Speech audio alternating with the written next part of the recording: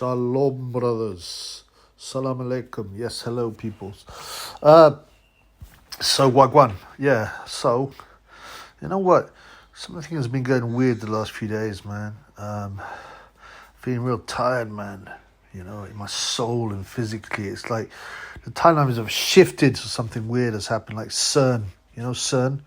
The Hadron Collider has been doing something, man. People have been predicting this for a few days. If you look on the right sites, right, i.e. not mainstream media, they've been predicting a big event on May the 9th, which is today. But, to be honest, as usual, nothing really happens. But there's definitely something weird in the air, man. Other people have mentioned it. But, yeah, going back to boxing, because it's a boxing channel, Bivol Alvarez. So, you know what? I don't know, man. My main feeling was disappointment, real disappointment. I disappointed because, you know, there was a real chance there to make money, yeah? Now, the points win for Bivol was 8-1 on many bookies. 8-1, right? I didn't take it. I remember I went on the Paddy Power and I put it in my thing. It was actually 7-1 when I got it. And I was like, you know what? I don't know, man. I didn't take it, man, you know? And I should have done. I was put off, right? Because, you know, Bivol, when he was coming up, he was looking good and beating Joe Smith and all that. And, you know, he was. What was most important was I seen some boards, non-mainstream boards going on, and they quote some stats. Bivol has the best defense in the business. Like, he gets hit by the fewest shots. Now, that made me think, okay. And then he has the best percentage of jabs and number of jabs landed. I'm like, hang on, man, this is dangerous, man. This guy's going to weigh 190 pounds, yeah, by the fight time, yeah. He's got a great amateur career, but, you know, I bowled it, man. You know why? The Craig Richards fight, which I have to admit, unfortunately, is the only fight I've fully watched and watched live. He didn't look that good, man. I mean, Craig Richards I thought, is a British standard guy. You know, he's got to be. Well, his name is lifted now, but, you know, I always knew he was a decent fight, Craig Richards. Tricky, but, you know, I didn't, you know, I thought, and Bivol kept on going the distance. I'm like, oh, you know what, he hasn't looked that impressive recently. And more than that, you know, I was taken in by the, you know, they don't want Canelo to win. They don't want Canelo to lose, so they will do everything they can to help him win, and they did, to be honest. If you look at the cards, yeah, I expected a distance fight, yeah, with a lot of close rounds that would, obviously all of them would go to Canelo. And that's, I mean, they gave the first 4 rounds to Canelo, the judges, yeah. But, you know what, in the end, Bivol got the decision, close decision, 115, 113, I think it was, you know. So on the good side, you can say, well, boxing is not as fixed as we think it is, you know. I mean, they will try and fix everything so that their guy wins, don't get me wrong. You know, they will let the guy take PEDs, yeah. They give, you know, the other guy, the guy who's not favoured, a short training camp. You know, the referee and the judges will be in the camp of, in this instance, Canelo, all this kind of stuff, yeah. So they will put every advantage into one guy's camp, the favoured guy's camp. But it doesn't mean that definitely people are throwing fights, as obviously there's been a lot of talk. I never really bought the throwing fights thing, because when you see real throwing fights, the guys are just such bad actors, it's clear. Yeah, people saying that Kovalev threw the fight against Canelo, I don't believe so at all. Kovalev is an alcoholic, and his chin had gone by then. You know, he was aging, and I thought he was winning the fight, and he got caught. And, you know, the reaction when you get caught, it's hard to fake. People was also saying, like, oh, on a different level, Tyrone Woodley, oh, he threw the Paul fight. You could see Paul showing him the shot and then hitting him, and then he's gone over and he's faking it. I mean, I've seen many knockouts, man, and you know, that was as clean and decent a knockout as you can see, yeah. Boxers are not actors, and when you do see thrown fights like, let me think, I can't think of anything, but, you know, some of the later Tommy Morrison fake fights and stuff like that, you know, the guys are so poor, you know. Mostly in boxing, they'll just put all the advantages in one guy's corner, so that no one needs to throw a fight, is my opinion. And you know, there will always be people. Yeah, there'll always be the possibility of being investigated for throwing fights. What's it? They had like Mark Gastineau throwing fights. These throwing fights will happen. They're happening in low class fights. Yeah, when you're building someone up. But in these big name fights, I don't believe people throw them. They just make sure that they have every single advantage in the red corner, if you like, the A fighter, the fighter they want to win in his corner. Yeah. So, on the one hand, you could say, well, the Canelo Bivol fight proved that boxing is a bit crooked because the scorecards were so close. Yeah, I think Bivol won like 9 rounds to 3. And in the early rounds I was like, he's going to win this. This is like crazy, and I was annoyed at myself. I was like, he had every advantage. Yeah, that super tight guard. Yeah, that great jab. And that's such a good amateur. But you know what? Apart from the Craig Richards fight, made me think he wasn't as good as he was going to be, and I just thought, I'll find a way to. I didn't buy into the kind of total conspiracy thing, but I knew that they would be desperate for Canelo to win, so they will try everything they can, and they did. But you can't. I mean, it goes to show you, right? If you totally dominate a fight, you can't. It's hard to be robbed. You can get some robberies. But people would say like Taylor Catterall. Well, I mean, that was still a close fight. I still think Catterall won by 2 rounds. Yeah, but it wasn't the utter domination that Bivol Canelo was, for example. Floyd Mayweather, yeah. So he won. He got 4.25 on Bivol, yeah, which is decimal, right? You've always got to use decimal if you want to bet correctly, because that means you put 100, you get 425 back. Yeah, minus the 100 that you put on, that's 325 profit. Okay, so you put on 10k, yeah, got 42,500 K profit and 52.5k back. Nice for him. I mean, what is it? A drop in the ocean for his money, I guess.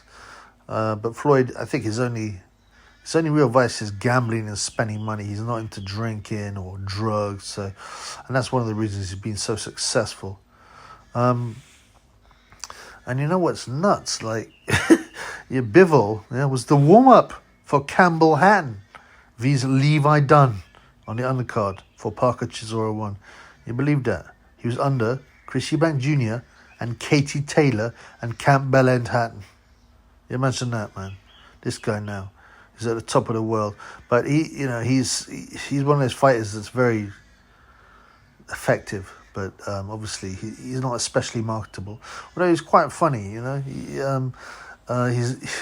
got a bit of a sense of humor. They were asking him about Canelo's punches. He goes, well, my arms are a bit bruised, but my head's fine, and he didn't take hardly any headshots. I don't think he had any grazes on his face. Canelo was really uncomfortable in there. You could see. Well, that stupid, calling him on. When the fighter starts calling them on, they're losing. Yeah, and Bivol had the brain just go, yeah, whatever, man. Stand back, sit back. I'll do what I'm doing. A lot of people have said Canelo was flat-footed, and he was a bit flat-footed, but I mean, he lacked energy. He was a bit gassed after the middle rounds. Yes, he's put on a lot of weight, which he isn't natural. He's naturally a welterweight, let's be clear here. And he did look low on energy. Some people say, well, he's had too many bulking agents and not enough EPO. He didn't do his PEDs properly. But, and the other guys are saying, oh, he went vegan, that's the reason now. The vegan stuff's very suspicious. Yeah, you've had a few fighters say they're vegan. David Haye tried it as well, Illuminati fighters. Because, you see, the elitists are pushing vegetable products and eating like bugs. Seriously, it's coming. Just check the news. Just search for it. And why? Because these things are very easy to produce. They're a lot cheaper. Yeah, and they encourage soy products, which reduces testosterone. Yeah, because meat, a meat-packed diet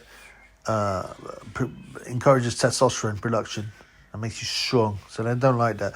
But also, it's because it's a lot cheaper for them to pile out genetically modified products that they've made in labs and bugs and vegetables that they've grown, rather than farming animals, which is a lot more expensive. So they're making a lot of money there. So they got their man Canelo, with his very dodgy, Canelo logo, which looks just like another logo of a secret society.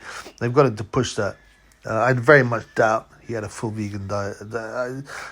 I really do, But obviously he didn't get the right tainted meat either.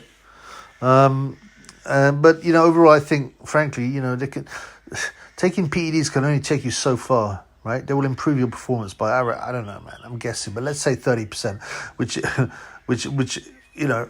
in at the top of the sporty world, 30% is so much.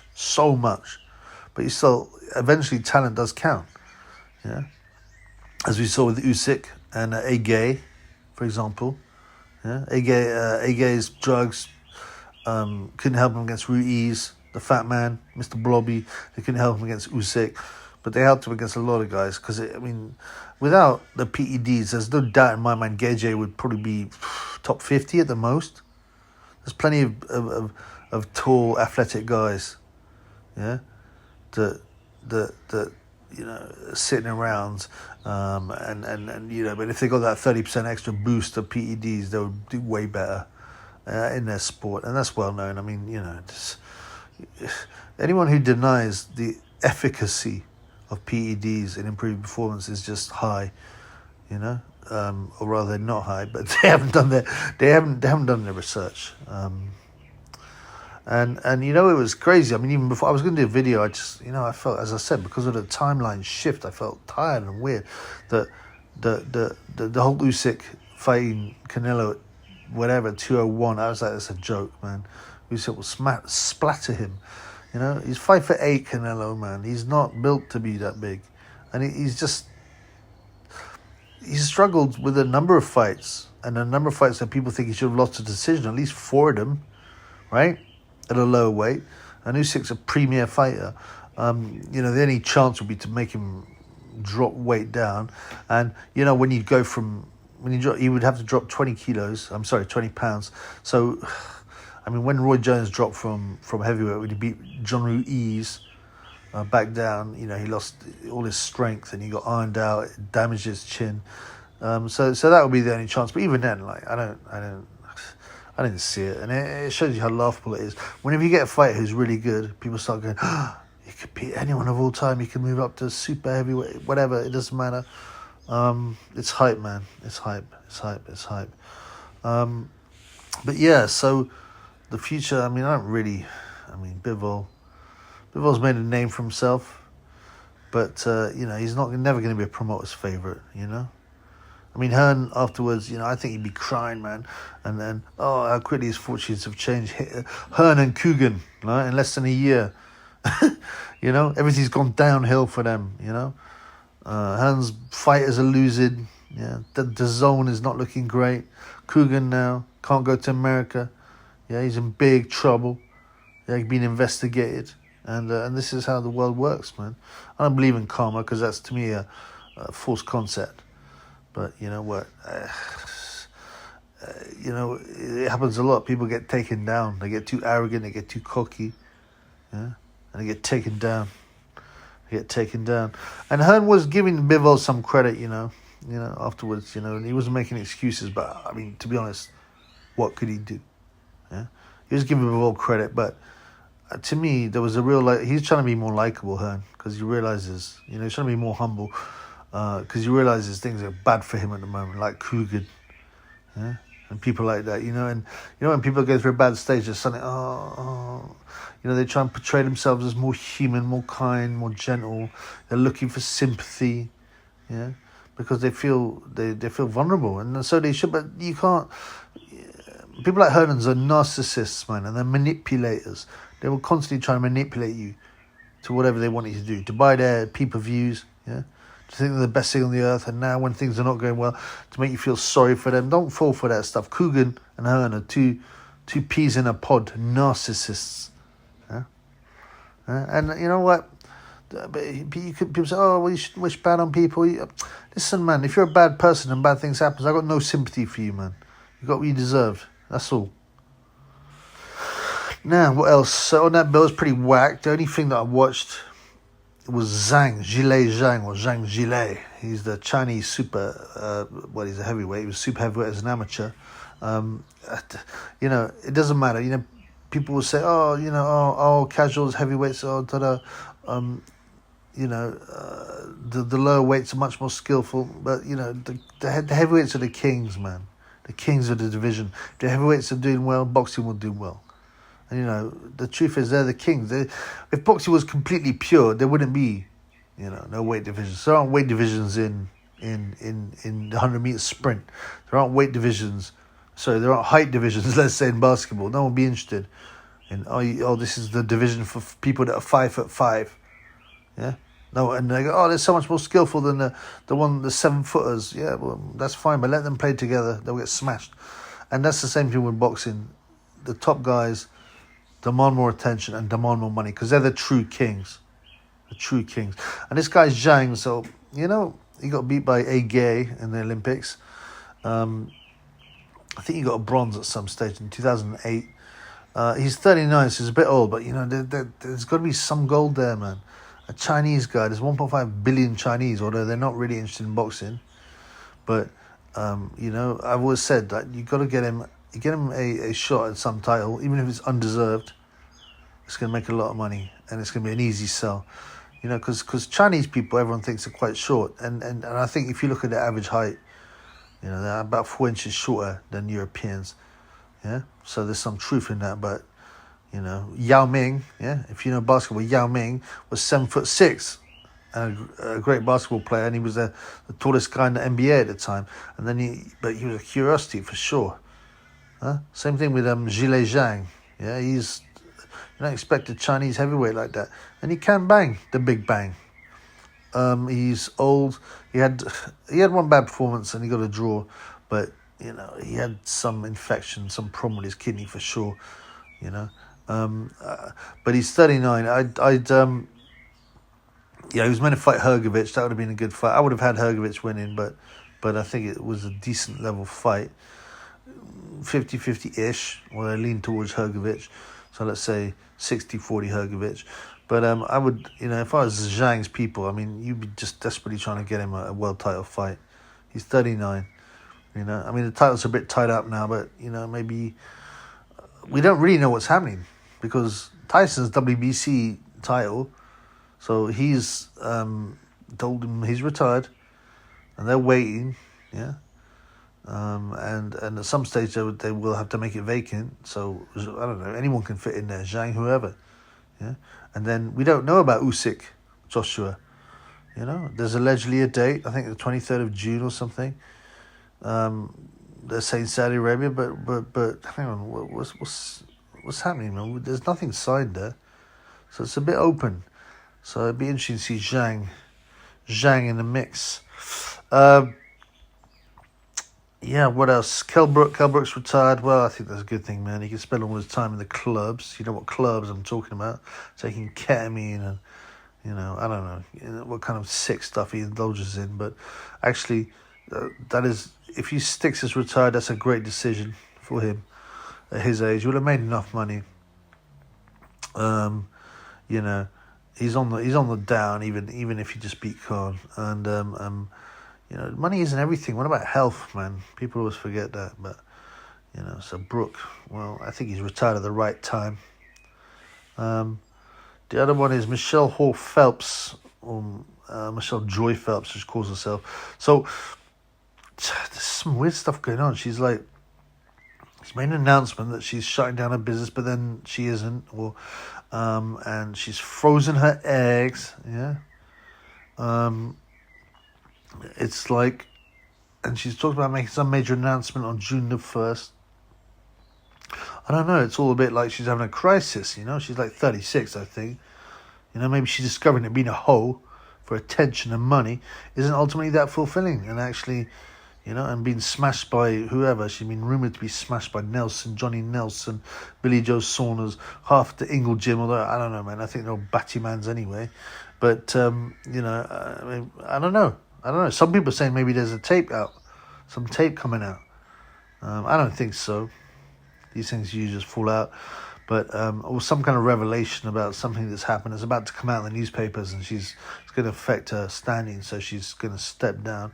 Or maybe she's got a new job. I don't know. I'm not that bothered about her. She's one of these very talentless people that have just got to where she is by, sticking her boobs out, sleeping with the right peeps and that, and I'm gonna say she's all what's wrong with boxing, but come on, man, this pushing of all these hoes, these women that know nothing about boxing into the and women's boxing. Talking of women's boxing, right? Yeah. So there's these, who are them two rug munchers? They both won medals at the Olympics. Lauren Price and Artine Saul or something. One's a bronze, and they're like coupled up, right? Right? And they're now training full time. They're pros now. They've turned over GB amateur facilities. Yeah, they're allowed to train there. Now, why is that, man? Yeah, firstly they're pros. This is an amateur facility. Why are they allowed to train there? And I doubt they're paying. And even if they are, they shouldn't be. It's an amateur facility. Yeah, yeah. And I'm like, well, what's going on now? Well, the story's going to be obviously because her and her wife, girlfriend, whatever, them two, they've been pictured in a lot of shows and always been interviewed. They're going to be one of these elitist pushers. Yeah, they've been pushing women's boxing, women in boxing. They're trying to feminize every single masculine sport, right? And push degeneracy in it. And these two are perfect. Yeah. They're gonna push them and go, oh, look at this and this great. These two women who are in love and they're together and they're partners and they're both pro boxers. We've got to follow this story. It's great. Oh, they had to overcome so many barriers. That's the one they was pushing it. Overcome so many barriers. I mean, forgetting the fact that these people have been helped, at every level. Their stories, women in boxing, yeah. So it's another elitist push. They've taken this couple. They're going to push them. Yeah, and so that they push, rug bunching onto people, women's sports, the agenda of women can do just the same as men, all that stuff, because they're trying to, one of the things the elites want to do is try and divide people, yeah, and lead everyone to think that they can do whatever they want, they can be whatever they want, which leads to transhumanism, which leads to bodily changes, which leads to transgenderism. All these kind of themes are all linked together. And you might think, oh, you're a conspiracist. Believe me, just research it yourself and have a look and see how these things link in. Anyway, so that's it for now. Peace, brothers.